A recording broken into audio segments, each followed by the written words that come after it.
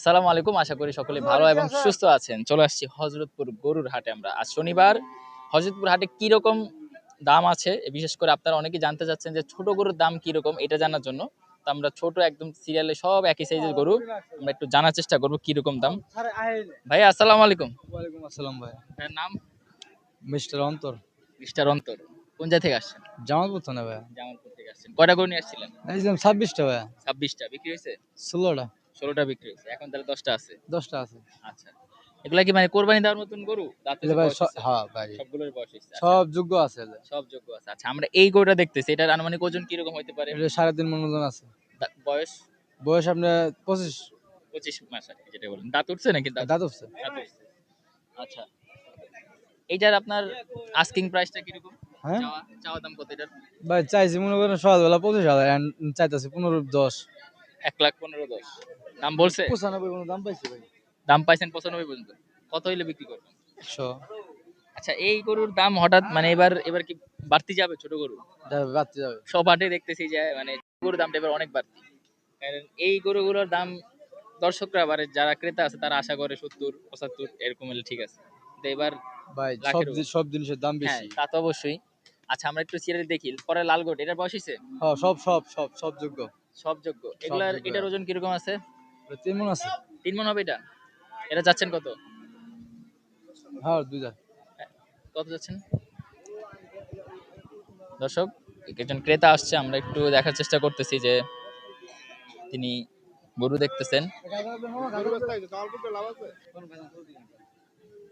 ভাইকে সবগুলা নিতে যাচ্ছিলেন? 10টা একসাথে? হ্যাঁ, তাহলে যেহেতু সব নিয়ে নিবে। হ্যাঁ,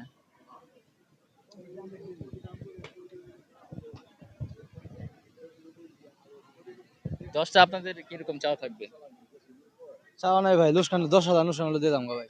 সেটা 10টা দাম আসে কত? এনকা মনে করেন দাম কইলে সে নাই। এমনি দর্শকদের জন্য কত চাচ্ছেন? ধরেন 10টা কেউ নিলে 110 কিনুম। 110 করে রাখবেন সবগুলো হ্যাঁ গড়ে একবারে, না কম হ্যাঁ। বেশি? কম বেশি বেশ এটা কই লাভ নাই। আচ্ছা আচ্ছা 10টার মধ্যে 15 অনুষ্ঠান তাও দেম। আচ্ছা, 60,000 দেম ভাই। 60,000 হলো দিবে। দর্শক, একজন ভাই 10টা গরু দেখতেছে, আমরা একটু দেখানোর চেষ্টা করতেছি তিনি আসলে কিনতে চাচ্ছে। দর্শক, 10টা গরু 7 লাখ টাকা বললো, তারপর হলো না। ওনাদের হচ্ছে 1,10,000 করে বলছে প্রত্যেকটা গরু, গড়ে 1,10,000 করে। আর যিনি ক্রেতা তিনি 7 লাখ বলছে টোটাল আর কি, আসলে দেয় নাই। ভাইয়া হয় নাই নাকি? শুনলাম অনেক কম বলে ফেলছে। ভাই আমরা আর 2টা গরু একটু দেখি, ছোট গরু কিরকম, আপনি একটু দেখান কোনটা ভালো একটু। এটা কি 3 মণের উপর হবে ভাইজান?